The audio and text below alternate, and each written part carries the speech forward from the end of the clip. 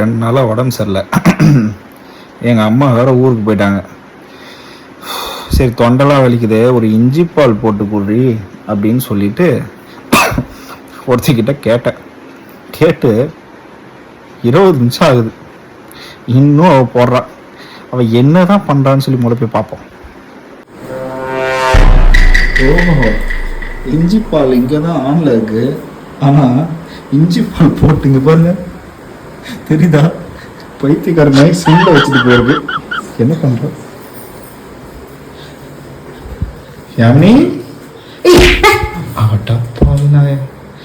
யாமினி, உன்கிட்ட ஒரு இஞ்சி பால் கேட்டமா? எங்க அம்மாட்ட என்னத்துக்கு? உங்க அம்மா பத்தி மட்டும் பேசாத. வளர்த்திருக்க லட்சணத்தை ஒரு வேலையும் செய்யறது இல்ல, அப்படியே ஒய்யாரமா உட்காந்துக்க வேண்டியது. ஓஹோ, எங்க அம்மா மேல கண்ணில் இருக்கியா நீ?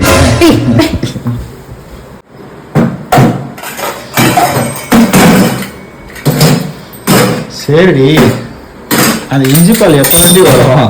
ஒழுங்கா போய் சூடு பால் எடுத்து மூஞ்சி ஊத்திடுவேன். சூடு பால் மூஞ்செல்லாம் ஊத்த வேணாண்டி, கிளாஸ்ல ஊத்தி குடுறீ, நானே குடிச்சுக்கிறேன். பெரிய லம்பாடி பொம்பளையா இருப்பா. அம்மா சாமி, எங்க அம்மா ஒரு 5 நாள் ஊருக்கு போனது, அந்த 5 நாள் அகோரி மாதிரி சுத்தின்னு இருக்கா பைத்தியக்காரி. கொஞ்சம் விட்டுருந்தா அடிச்சு உடச்சிருப்பா போல. இருந்தாலும் இன்னும் கொஞ்சம் பேர் வெறுப்பேத்திட்டு வருவோமா? ஆனா பயமா இருக்குது.